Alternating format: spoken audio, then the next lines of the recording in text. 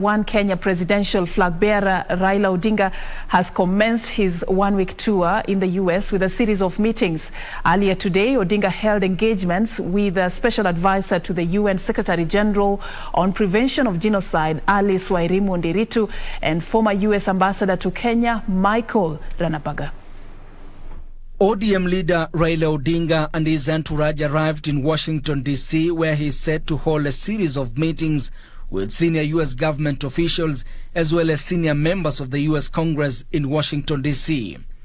Upon his arrival in the United States, Odinga held talks with Special Advisor on the Prevention of Genocide to the UN, Secretary General Alice Wairimu Nderitu, and former U.S. Ambassador to Kenya, Michael Ranabaga. Odinga will also meet key African-American leaders and Kenyans in the American diaspora. Back home, Central Organization of Trade Union Secretary General Francis Atwoli has castigated leaders he accused of using shortcuts in a bid to amass wealth through dubious, illegitimate means.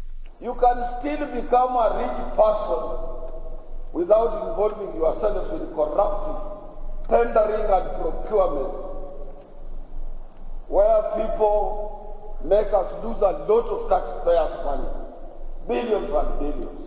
Speaking at SEK St. Stephen's Church, Jogoo Road in Nairobi, Atwoli called on voters to make a wise decision at the ballot. Engage yourself and ask yourself that in whose hands are we safe?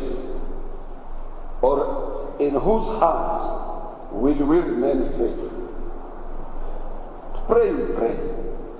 Choices we make. Choices have consequences. The leadership that is presently there today will ensure that the elections will be delivered as is required. Meanwhile, a section of Nairobi ODM ward aspirants have protested over what they term as shambolic party nominations. My agents as well were threatened, beaten up, and roughed up as well. So they were not able to witness the election. The process was completely flawed. Some of my voters were turned away. Led by Edna Arati, the aspirants who have lodged their complaints with the party's dispute tribunal want a repeat of the exercise in areas under dispute. I've been receiving strange calls with hidden identity, threatening me.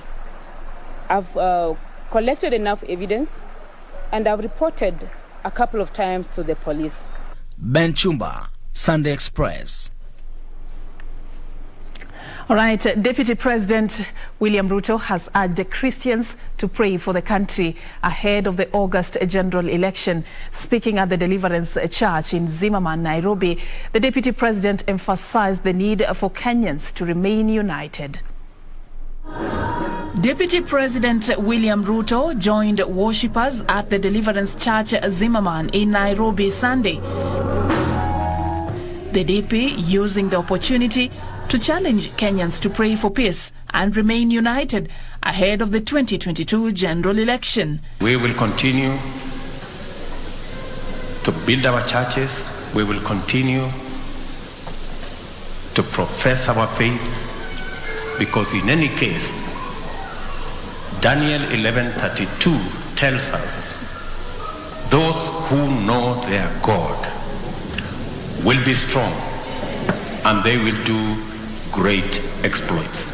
Kenya shall continue to be that country because we know our God, and we will be strong and we will do great exploits for our God. The DP was accompanied by a section of his allies led by Nairobi gubernatorial aspirant Johnston Sakaja, who affirmed their commitment to serve the interest of Kenyans. We want a city of order, a city of dignity, that people can live with dignity and dignified lives, and we can do it.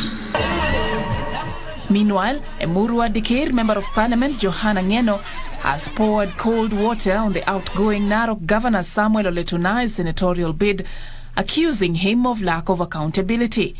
Ati anataka kuwa senator, ati anataka kuraid kwa kura ya Patrick, yenye kura Patrick atapata ati yeye apate, ati aende Senate, ati ndio aende atetee maneno wakati maswali inaulizwa yeye atetee. Tunaye anaenda nyumbani, hawezi kuwa senator ya Narok. Ngeno made the remarks at Oronkai village in Kilgoris Central at the home of Joel Tasur, who announced his plans to vie for the Kilgoris Member of Parliament seat as an independent candidate, claiming that he was rigged out of the UDA party primaries.